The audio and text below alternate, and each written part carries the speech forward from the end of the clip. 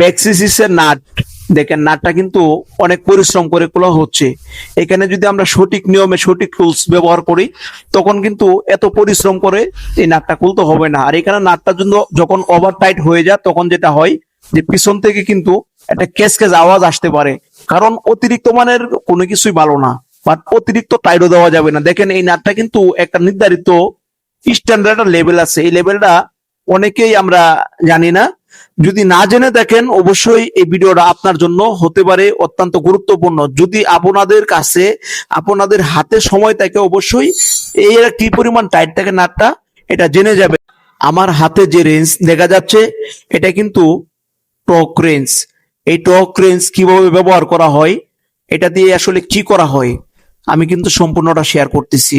এই torque range দিয়ে কিন্তু আমরা ব্যাক সিরিজের যে নাটটা টাইট দিব এটা কিন্তু একটা নির্ধারিত স্ট্যান্ডার্ড লেভেল থাকে, সেটা হচ্ছে টাইট দিতে হবে হলো 60 মেজারমেন্ট করে টাইট দিলে আপনার এখান থেকে শব্দ করার কোনো ওয়াই নাই যে শব্দ করবে।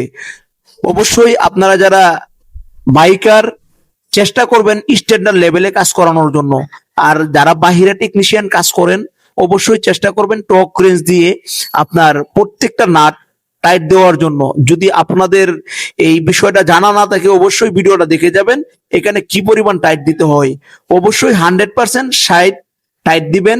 ব্যাকসিসিসের কোনো রিকোয়ারমেন্ট থাকবে না, ব্যাকসিস থেকে কোনো রকম শব্দ করবে না, এবং ব্যাকসিসিসের যে বুশ এটা কিন্তু অনেক লং টাইম ইউজ করতে পারবে। যখন অতিরিক্ত মানে টাইট দিবেন তখন কিন্তু এখান থেকে একটি আলাদা নয়েজ আসতে পারে।